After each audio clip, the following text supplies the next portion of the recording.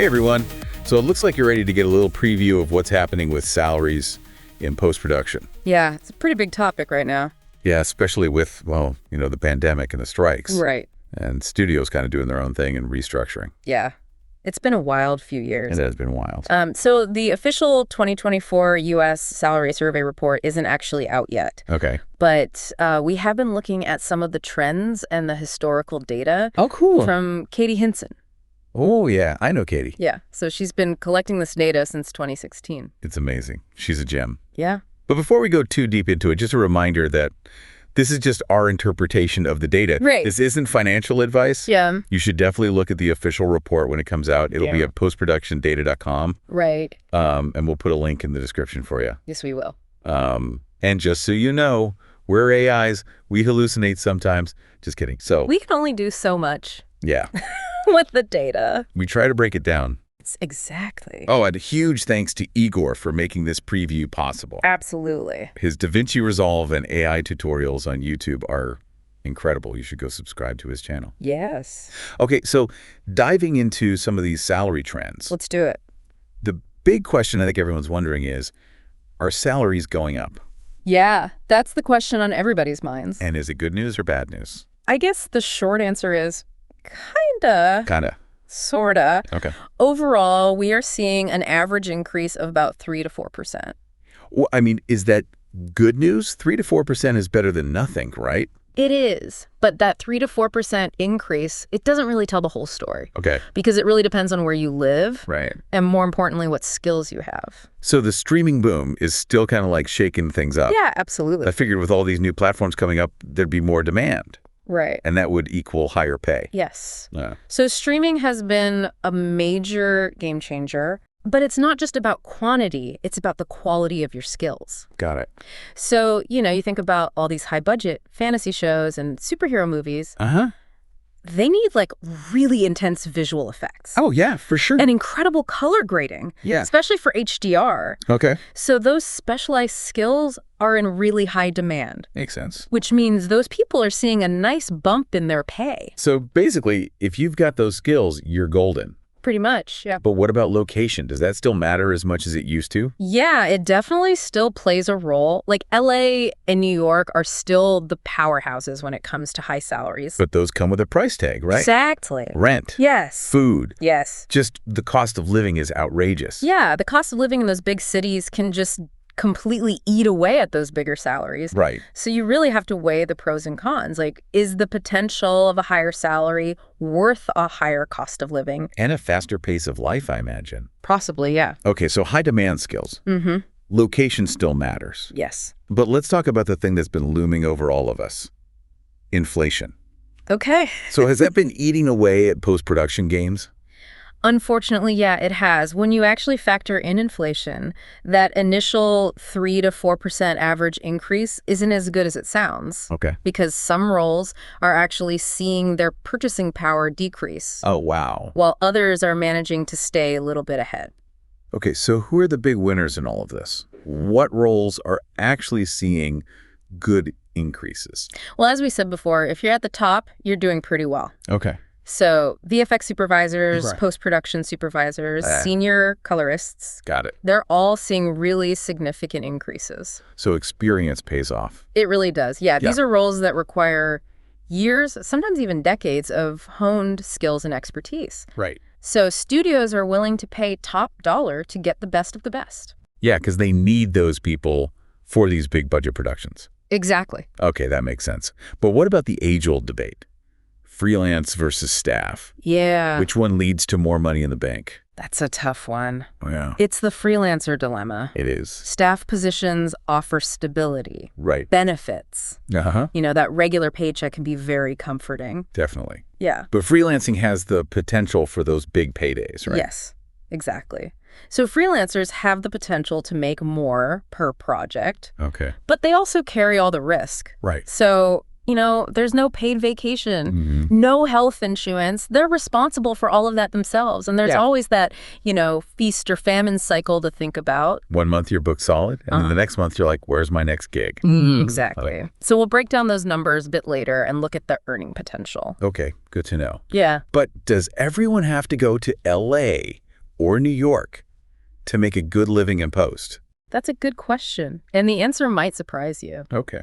There are definitely some regional markets that are coming up Oh, cool. as real contenders. Awesome. And they offer pretty decent wages without the insane cost of living of those other hubs. Yeah. So we're talking about places like Atlanta, Okay. Austin, Portland, Yeah. Seattle. Interesting. Yeah, So maybe a change of scenery could be in order? possibly. Yeah. All right, well, let's take a closer look at some of those specific roles that are seeing the big gains. Okay. And also, unfortunately, maybe the ones that aren't doing so well Right. and that are falling behind. Let's do it. So I bet you're wondering which roles are getting those nice salary bumps. Yeah. Spill the tea. Yeah. Who are the winners? Well, think visual effects. Okay. So senior VFX artists Uh-huh. and supervisors are in super high demand. Yeah. I mean, every show needs explosions and creatures and, Yeah, all this crazy visual. yeah, the wow moments. Exactly. Yeah. And there just aren't enough really skilled VFX people Right. to do all the work. Okay. So studios are paying a lot to get the best people. So supply and demand. Exactly. Okay. But what about colorists? Yeah. They're kind of the unsung heroes who Yeah. make everything look so good. Uh-huh. Are they seeing those kinds of gains too? Absolutely. Okay. Especially those who are really good at HDR workflows. Okay. So as high-end digital cameras and HDR displays become more common, Uh-huh. those really experienced colorists Yeah. are seeing their salaries go way up. Okay. I mean, we're talking like a 20% increase since 2016. Wow, 20%. That's huge. Yeah. Okay, so we've got the VFX people and the colorists raking it in. Right. But not everyone is doing that well. So Yeah. who's getting left behind? Well, it's the entry-level jobs Okay, and the roles that don't need as much specialized training. got it. So things like data wranglers Okay. or generalist runners, Uh-huh. junior assistant editors, they're seeing really small increases, Oh, wow. which means they're not keeping up with inflation. So they're actually losing money when you think about it. Pretty much. Yeah. That's rough. Yeah, and even assistant editors, Okay. while they're still super important, Yeah, of course. they're not seeing much growth either Okay. because there are just so many people who want to be assistant editors. Right. So there's downward pressure on those salaries. Yeah, that makes sense. Okay, so it's mixed depending on your skills and your experience. Yeah. But you mentioned earlier these interesting regional markets. Yeah. So these places outside of LA and New York Uh-huh. that are offering decent pay, but without being so expensive. Exactly. So tell me more about those. Okay, so think about places like Atlanta, Okay. Austin, Uh-huh. Portland, Cool. Seattle. Okay, yeah. Those cities are becoming real hot spots for post-production. Okay, so what's making people move to these places? Is it just the cost of living? I mean, that's a big part of it. You know, your money goes a lot further in those cities Yeah, for sure. compared to LA or New York. Uh-huh. Things like housing and transportation and even groceries Yeah. are just cheaper. Right. But it's not just about saving money. These cities are also attracting productions Oh, with tax incentives. Okay. And they're building really amazing facilities. They're basically creating their own mini Hollywoods. Oh. And that's bringing in a lot of talented people. So you could potentially have a much better quality of life, Right? even if you're not making as much money. Exactly. Yeah, that's a good argument. Okay, well, let's talk about the elephant in the room. Okay. Or I say the algorithm in the cloud. Yeah. AI. Right. AI is changing everything these days. It really is. So how is it impacting post-production? Okay. Yeah. And what does that mean for salaries? That is the million-dollar question. It is. So things like AI-assisted editing and Yeah. automation are already changing how things work. Think about tools that can like automatically transcribe dialogue Right. and create rough cuts Oh, wow. and even do some color correction. I've been hearing about these. Yeah. They sound really cool. Yeah. But also kind of scary. Yeah. Like, what if they take our jobs? Right. So what does the data tell us? Well, if we look at the report, Okay. the 3-year outlook is kind of mixed. Okay. So 2025 might see a bit of a slowdown. Right. Maybe even a small decrease in salaries overall because Sure. the industry is dealing with like streaming slowing down, and just the economy in general having some problems. So things might be bumpy for a bit. Yeah. But what about people who are learning those AI tools? Will that help them? Absolutely. So even in a slowdown, those in-demand jobs, like really good VFX artists or people who have mastered the AI editing tools might still see their salaries go up. So it's the people who can adapt and learn the new stuff who will do well. Pretty much, yeah. Makes sense. Okay, so what about 2027 and beyond? Okay. What happens when AI gets even better? Well, that's when things get really interesting. Okay. So the report says that as AI gets even more common, we might see the kinds of jobs that people need change. Okay. So those high-skilled jobs that need you to be creative and solve problems will probably still be in demand. Okay. And could even see big salary increases. So the thinkers and the problem solvers will still be needed. Exactly. But what about entry-level jobs? Yeah. Those are already having a hard time. Right. What about those? Honestly, that's where it might get tough. Okay. Because as AI takes over more of those routine tasks, there's a chance that some of those entry-level jobs might go away. Right. But it's not all bad news. Okay. Because new jobs will be created to manage and use these AI tools. Yeah. But it will require new skills and training. So the message is clear. Yeah.